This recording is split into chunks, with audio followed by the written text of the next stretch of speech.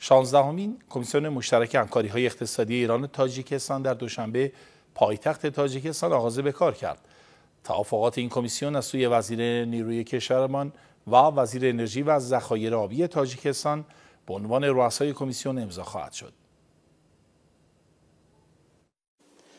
در این دوره از کمیسیون مشترک همکاری‌های اقتصادی ایران و تاجیکستان 5 کمیته اصلی برای مذاکرات در بخش‌های مختلف تشکیل شده است. کمیته انرژی، کمیته زیرساخت، کمیته فرهنگی اجتماعی و کمیته تجارت و بازرگانی و همچنین کمیته مالی و سرمایه‌گذاری قرار هستش در حوزه‌های حمل و نقل، لوجستیک و همچنین پشتیبانی صنایع معدنی و ماشین‌آلات و ادوات کشاورزی قرار هست صحبت بشه. بحث تبادل هیئت‌های تجاری بین دو کشور بوده که طبیعتاً میتونه بسیار مؤثر باشه در توسعه تجارت و همچنین در خصوص تعرفه ترجیح. ما در زمینه راه آهن استفاده از ظرفیت‌های بنادر ایران برای طرف تاجیکی، چون لندلاک این کشور از محصول در خشکیه، و مسائل پروازی، تسهیل حمل و نقل جاده‌ای در حال مذاکره هستیم. ما مجتمعی رو در حال احداث داریم در شهر دوشنبه به نام مجتمع بین‌المللی رودکی.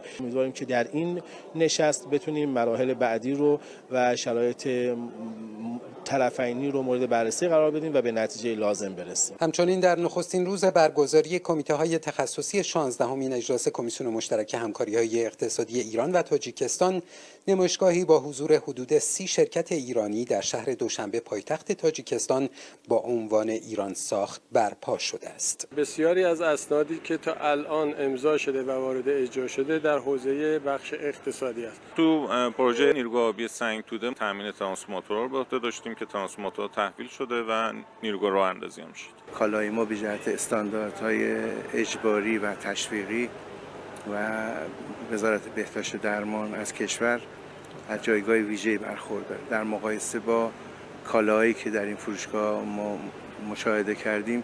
بخشی از این نمایشگاه به کالاهای مصرفی ایرانی اختصاص داشت. می‌خوایم که همه وقت دوستیمون کنده نباشه.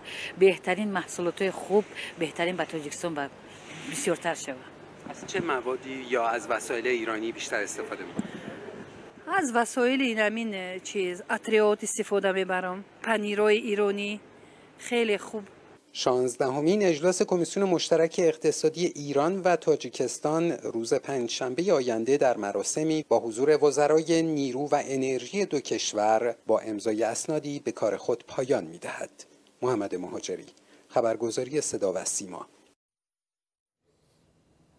مدیرعامل شرکت بازآفرینی شهری گفت امکان سنددار شدن اراضی مسکونی تصرفی مستقر در سکونتگاه‌های غیررسمی فراهم شده. متقاضیان دریافت سند 3 ماه فرصت دارند در سامانه ثبت نام کنند. در حال حاضر فقط 30% واحدهای مسکونی مستقر در سکونتگاه‌های غیررسمی و محلات محروم حاشیه‌ای سند دارند. 3 ماه بیشتر وقت نیست. بیان در سامانه شرکت بازآفرینی facility.udrc.ir ثبت نام کنند. تا الانم بر اساس آماری که من دارم در سامانه حدود 24320 نفر ثبت نام کردن. تا الانم 1079 سندم صادر شده. سپاس از شما. تا بخش بعدی.